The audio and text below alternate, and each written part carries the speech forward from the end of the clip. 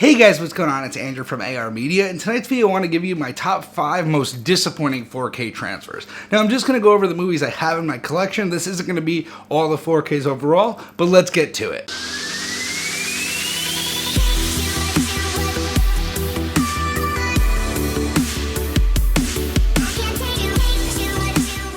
So first up on the list has to be Point Break. Now this was one of the first 4K UHDs I picked up, so I wasn't really aware at the time, but this definitely has to be one of the worst movies and one of the worst transfers in my collection. This is a 2K upscale to 4K, and I gotta say, the colors just seem off here on both the Blu-ray and on the 4K, on the 4K more so. The movie itself is just terrible. There's grain added, but there really doesn't need to be grain, and overall I just feel the picture quality did not live up at all to the UHD format. Next up we have Now You See Me. Now this is another release where I was actually really excited to get it. I'm a big fan of Now You See Me as a movie, and I picked it up and the colors were just completely off. Whether it's oversaturated or whether the colors are just wrong, the colors on this are off. So again, this is a 2K digital intermediate upscale to 4K, and while you do get some nice increases in depth and detail here, the colors really throw me off and it's not worth the purchase in my opinion.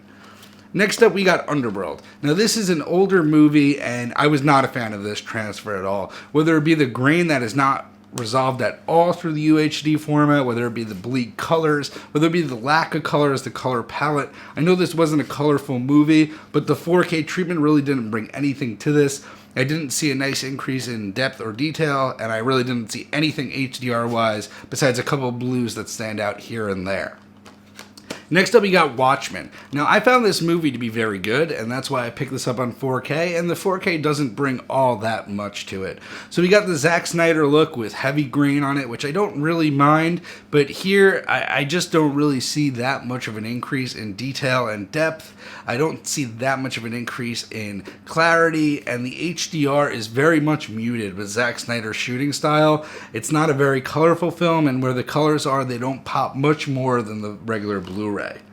Next up, we have The Accountant. Now, this was one I was really looking forward to upon release, actually really looking forward to upon release, and I really like the movie, but again, this was just not a major upgrade. This is a 2K to 4K upscale, and really it doesn't provide much in the form of a better picture quality. Yes, you'll get a small increase in detail, you get a small increase in depth, clarity will be a little bit better, HDR will pop a tiny bit more, but overall, again, this is not something that's going to wow you. This may have to do with it being shot on film, but I have a lot of other movies that are shot on film in 4K that look beautiful, and this really isn't one of them. Great movie, not a great disc.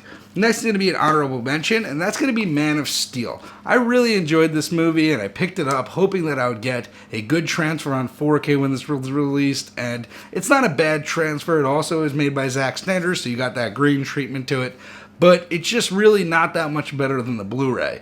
On a superhero movie, you're looking for popping colors, and you're looking for a substantial increase over the regular Blu-ray, and with Man of Steel, you're just not getting that. The 2K to 4K upscale does bring a little bit of an increase in depth, detail, but really the HDR should pop a lot more than it does, and this is just a generic transfer at best.